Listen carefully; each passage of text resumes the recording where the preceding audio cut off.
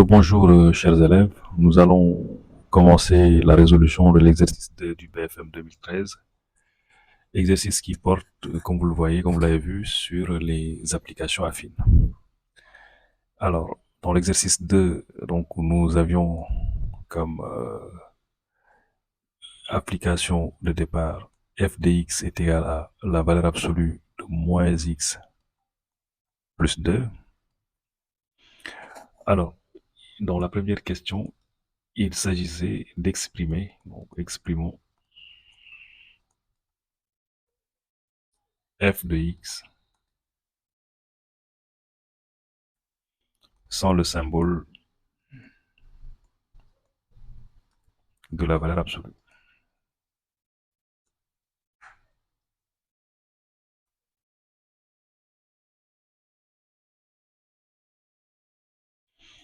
Alors, une question qui a été notée sur 2 points. Alors, c'est un exercice typique application affine, affine par intervalle. Généralement, dans les exercices d'application affine par intervalle, c'est une fonction écrite avec une valeur absolue qui est donnée. Et généralement, l'une des premières questions qui est donnée, c'est de l'exprimer sans le symbole de la valeur absolue. C'est-à-dire qu'il faut l'écrire sans qu'il y ait cette forme-là avec les deux barres, qu'on appelle la valeur absolue. Alors pour cela, il faudra d'abord étudier le signe du nombre qui est à l'intérieur. Donc on pose moins x plus 2 égale 0 d'abord, qu'on va étudier son signe. Donc ça va faire moins x est égal à moins 2, x est égal à 2. Alors, donc on peut étudier le signe de x plus 2, étudions de moins x plus 2.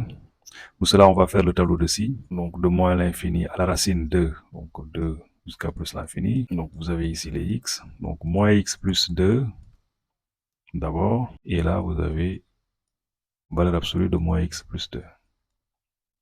Moins x plus 2 qui s'annule en 2. Parce que nous venons de le vérifier ici dans cette équation. Moins x plus 2 est égal à 0 quand est-ce? Si x est égal à 2. Donc, si x égale 2, si le x que vous avez ici est égal à 2, alors moins x plus 2 est égal à 0. Alors, et si le nombre est plus grand que 2, si on prend une valeur plus grande que 2, on se rend bien compte que moins x plus 2 est négatif, en fait. Donc, il aura le signe du x. Le x est multiplié par moins 1. Donc, si le nombre est plus grand que 2, ça aura le signe du x. Le x est multiplié par moins 1. Donc, le signe, ce sera moins. Et si le nombre, donc, est plus petit que 2, on prendra le signe contraire. Donc, ce sera plus. Ainsi, vous pouvez avoir le signe de la valeur absolue. Donc, on sait que si nous sommes dans l'intervalle de moins à l'infini jusqu'à 2, ceci est positif. Ce que ça signifie. De moins à l'infini jusqu'à 2, moins x plus 2 est positif. Donc, alors, un petit rappel sur la valeur absolue. La valeur absolue de a est égale à a si a est positif, est égal à moins a si a est négatif. Voilà, donc ça c'est un petit rappel. La valeur absolue de moins x plus 2, donc puisque moins x plus 2 est positif sur cet intervalle-là, donc la valeur absolue ne sera que cette valeur-là, moins x plus 2. Alors que la valeur absolue sera l'opposé de ce nombre, puisque dans cette partie, c'est-à-dire de 2 à plus l'infini, moins x plus 2 est négatif. Donc, on a dit la valeur absolue de a est égale à moins a si a est négatif. Donc, si le nombre là est négatif, donc ce sera son opposé. Son opposé, c'est quoi? C'est moins, entre parenthèses, moins x plus 2. Ceci qui n'est autre que x moins 2. Si vous multipliez, donc on peut enlever cette partie-là et mettre simplement x plus x moins 2. Voilà, donc vous avez le signe qui est ainsi étudié. Donc ici, je rappelle que là, c'est plus l'infini. Donc, et là, c'est 0. Si tu remplaces x par 2, tu auras 0. Ça s'annule.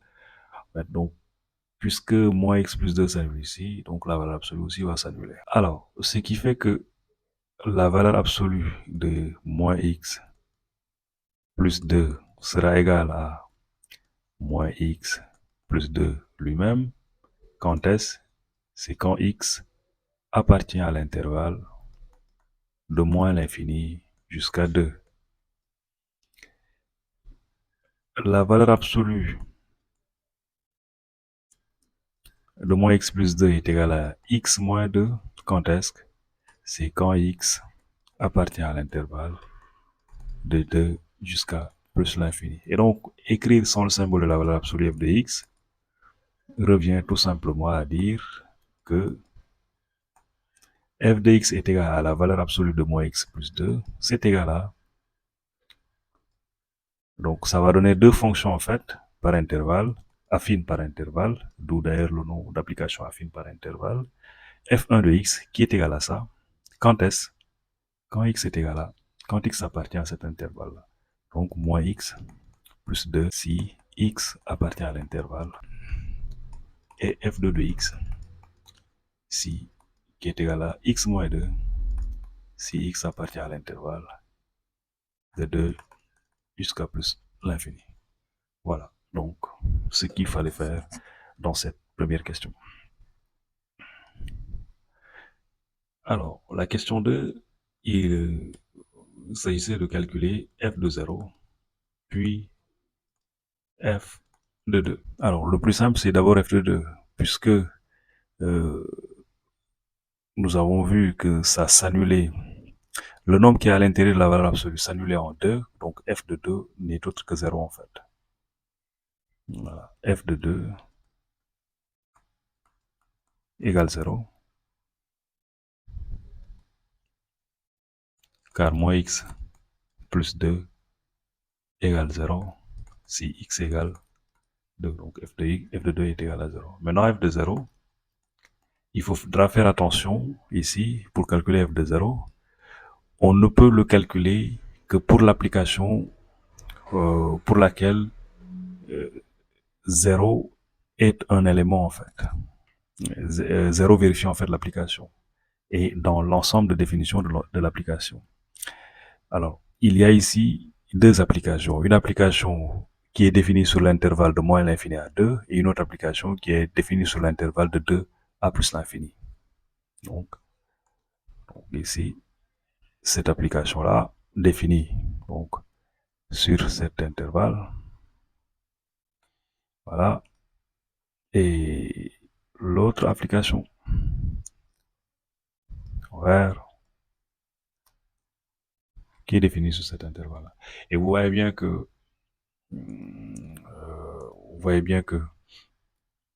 le nombre 0, il est dans l'intervalle en fait ici. Donc voilà, 0, il est là en fait. Il est dans cet intervalle-là. Ça veut dire qu'on ne peut le calculer que pour cette application-là. On voit bien que 0 n'est pas entre 2 et plus l'infini. Donc il serait aberrant, il serait carrément, ce serait une erreur en fait de calculer f de 0 avec cette application-là. Bon, ici, c'est pourquoi on dit qu'il faut faire très attention. F de 0, c'est en fait f1 de 0.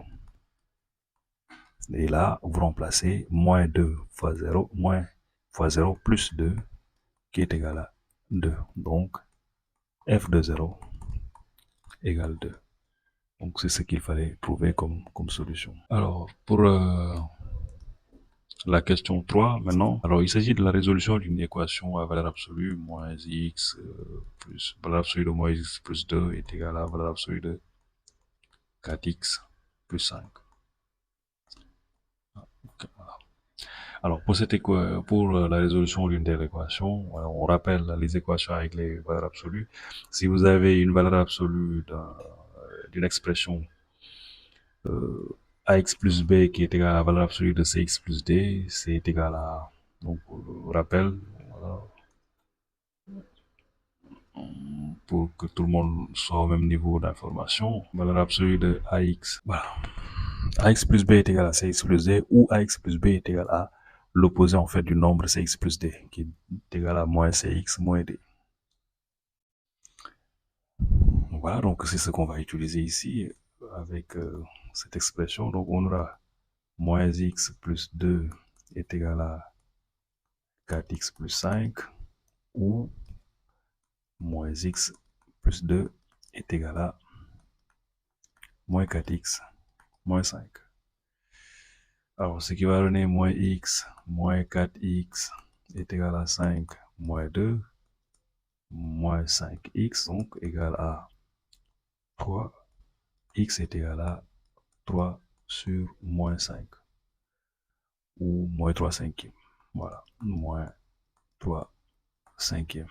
Alors, de l'autre côté, nous allons avoir moins x plus 4x est égal à moins 5 moins 2, c'est-à-dire 3x est égal à moins 7.